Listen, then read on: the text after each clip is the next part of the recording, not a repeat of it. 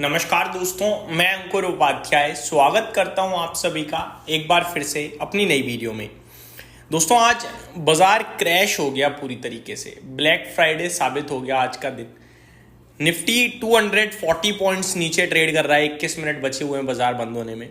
Percentage terms में बात करें तो निफ्टी और सेंसेक्स में करीब 1% की गिरावट है। बैंक निफ्टी एग्जैक्टली 1% नीचे है और पैनिक मचा है ब्रॉडर मार्केट में, जहां पे मिड कैप इंडेक्स 2% नीचे है और स्मॉल कैप इंडेक्स 2.25% नीचे है। इस पूरी गिरावट के पीछे केवल दो बड़ी खबरें थी।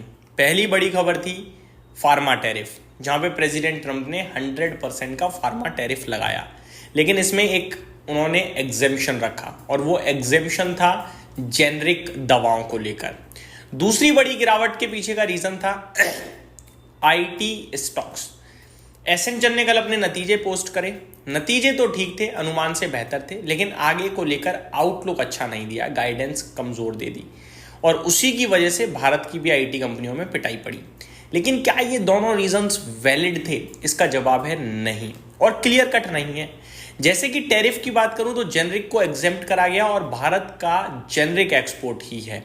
करीब 70 से 80% जेनरिक दवाएं एक्सपोर्ट करता है भारत यूएस को, और बचा हुआ 20 से 30% ब्रांडेड दवाएं एक्सपोर्ट करता है।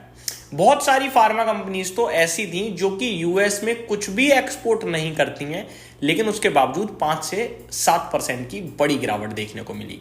ये आपको दर्शाता है कि खबर तो केवल और केवल एक लाठी थी, असली दर्द तो कहीं ना कहीं सेंटीमेंट्स की वजह से हुआ है। सेंटीमेंट बहुत ही ज्यादा खराब हो गए टैरिफ और आईटी की तक चलते, और सेलिंग प्रेशर लगातार बना हुआ है, जिसकी वजह से भारतीय बाजार गिरा। मॉर्निंग से 3-4 वीडियोस बना चुका हूं और 3-4 वीडियो में यही सेम रीजन शेयर किया है, लेकिन आपको भी क्लियरली समझ में आना चाहिए। आगे बढ़ते हैं। निफ्टी इतना ज्यादा वीक था कि कोई भी लेवल ब्रेक करने का उस लेवल के पास नहीं पहुंचा, और अभी निफ्टी खड़ा है 24,650। दोस्तों, कल मैंने अनुमान लगाया था, इनफैक्ट मैंने आज एक व्लॉग पोस्ट करा है, कल मैंने शूट किया था और 1.5 महीने बाद व्लॉग शूट किया।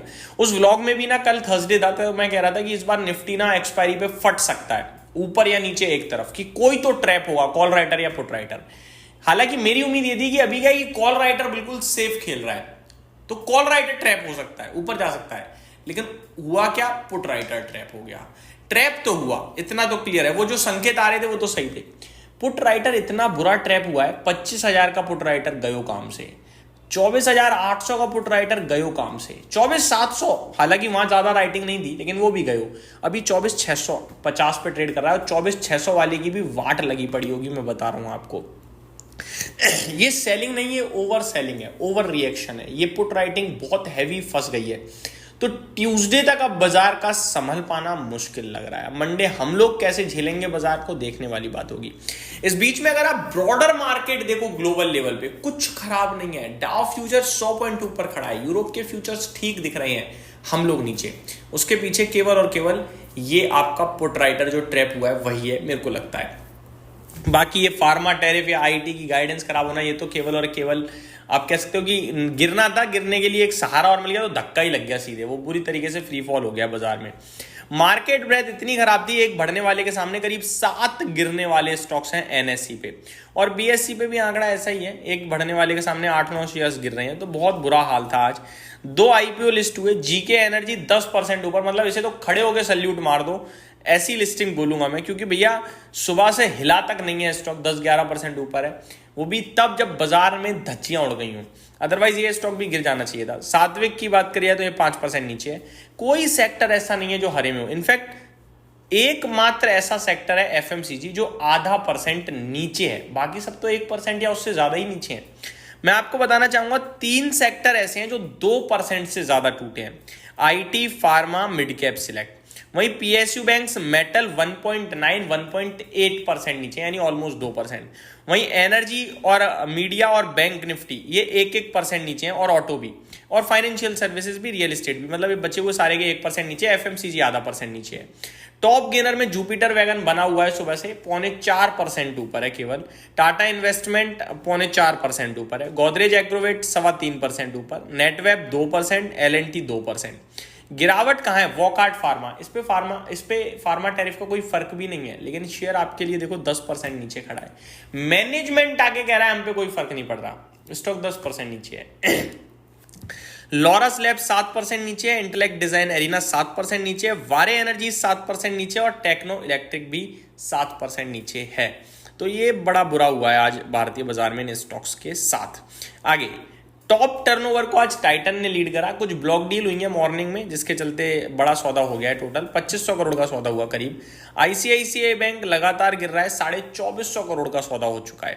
एल&टी 2100 करोड़ का सौदा, नेटवेब में 1950 करोड़ का और टाटा इन्वेस्टमेंट में 1750 करोड़ का सौदा हुआ है।